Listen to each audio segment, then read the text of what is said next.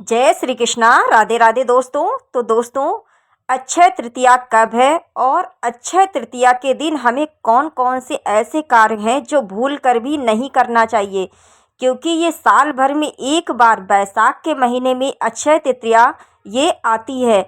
तो ये बैसाख का महीना, वैसे भी मैंने आपको वीडियो दे दिया है कि अक्षय तृतीया बैसाख के महीने में पड़ती है और बैसाख का महीना बहुत ही पावन है।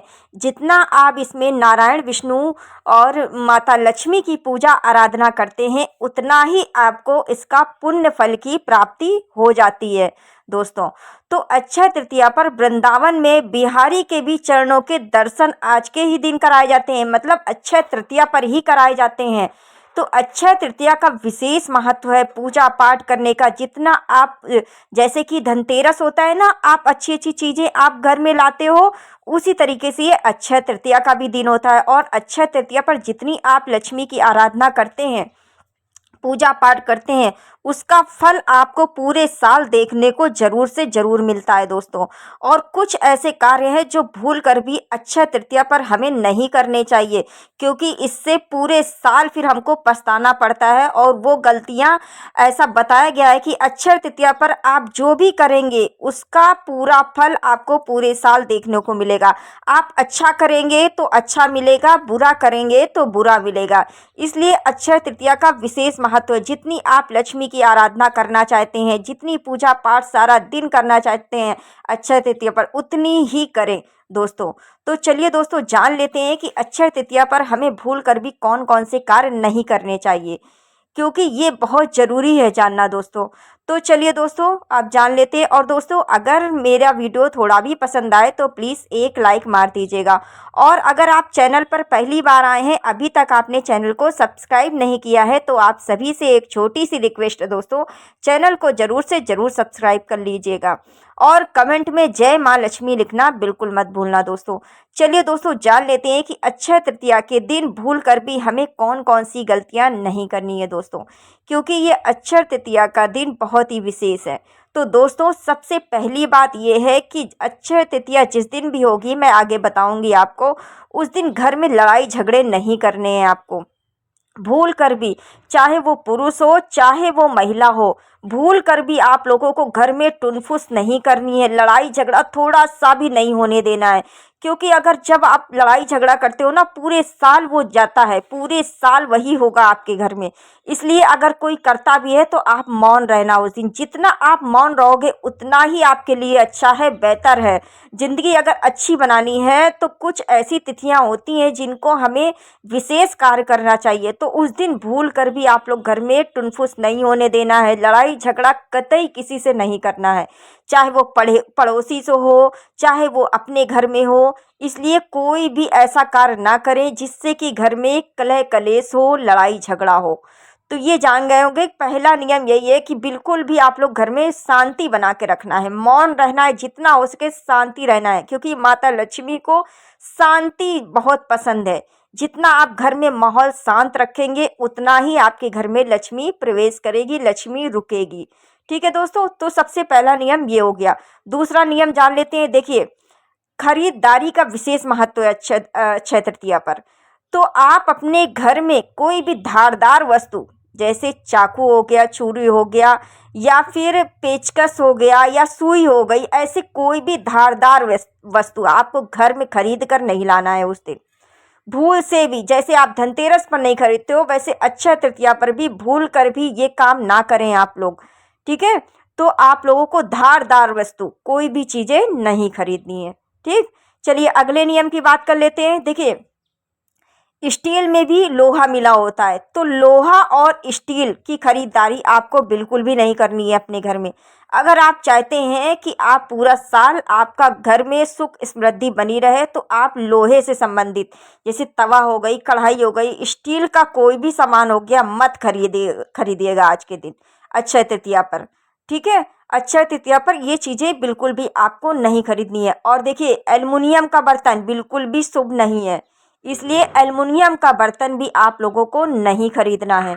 ठीक है, कांच का सामान जो कि देखने में बहुत सुंदर लगता है, लेकिन कांच का सामान बहुत जल्दी टूट जाता है, इससे हमको कोई लेना देना नहीं है। लेकिन आपको अक्षय तृतीया पर कांच जैसी वस्तु आपको अपने घर में खरीद कर नहीं लाना है, ठीक है। और देखिए, सबसे विशेष बात है अक्षय तृतीया पर आपको ना ही किसी को उधार पैसे देना है, ना लेना है किसी से। ना तो आप दीजिए, ना तो आप लीजिए। अगर कोई प्यार से आपको दे भी देता है तो आप ले लीजिए, अगर आपके पैसे बाकी हैं तो आप ले लीजिए, वरना किसी को भी पैसे देने की ज़रूरत नहीं है आज के दिन। ये भूल से भी आप लोग गलती मत करिएगा। अक्षय तृतीया पर आपको उधार किसी को भी पैसे नहीं देना है, ठीक है। और पूरा दिन आपको विष्णु नारायण की पूजा करनी है, ठीक है। चलिए अगले नियम की बात कर लेते हैं। देखिए, काले रंग का वस्त्र, काले रंग का वस्त्र भी आपको अपने घर में नहीं खरीद कर लाना है। वैसे आप वस्त्र खरीद सकते हैं, लेकिन अक्षय तृतीया पर काले रंग जैसी वस्तु कोई भी चीज़ अपने घर में ना लाएं, क्योंकि माता लक्ष्मी को काला रंग बिल्कुल भी उनको पसंद नहीं है।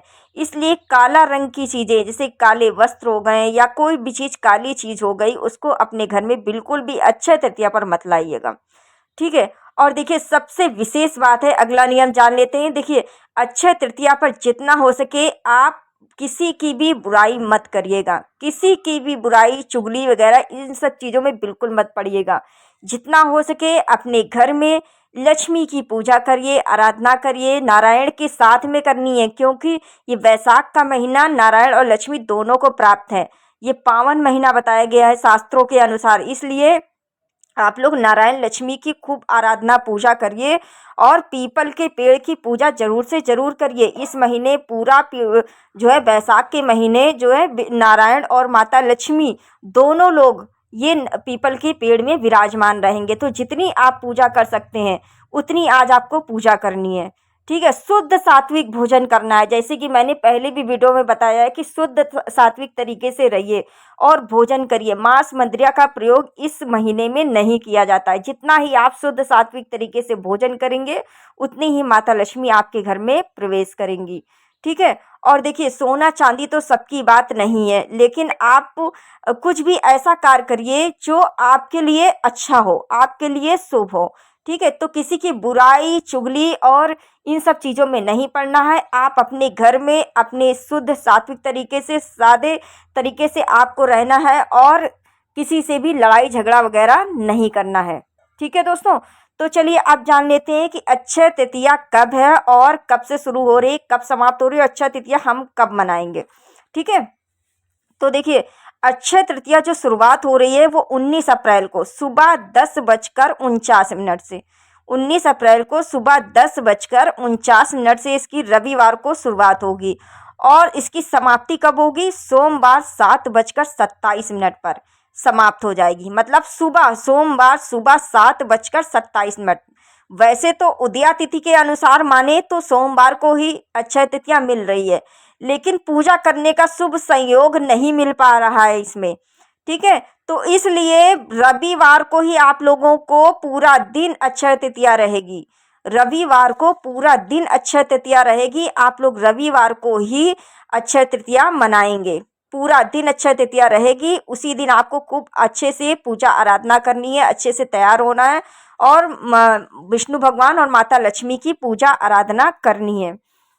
और देखिए, आज के दिन जितना हो सके शाम के समय श्री सूक्त का पाठ अगर आप 16 बार करते हैं तो ये गारंटी के साथ है कि आपके घर में लक्ष्मी स्थित रूप से आएंगी, जरूर से जरूर आएंगी। श्री सूक्तम का पाठ करिए, कनक धारा का पाठ करिए।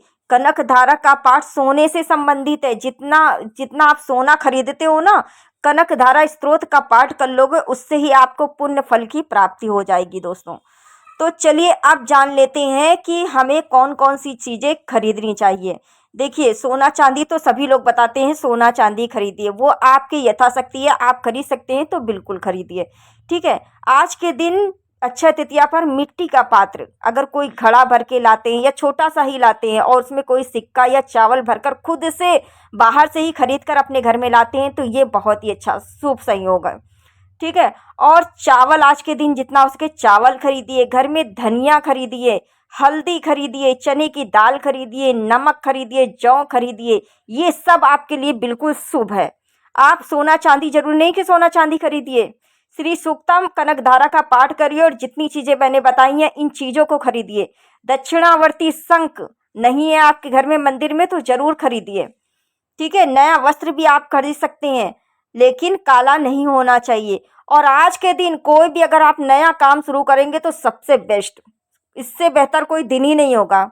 अगर कोई आप नया कार्य की शुरुआत करना चाहते हैं तो आज से ही, मतलब अक्षय तृतीया से ही शुरुआत कर दीजिए।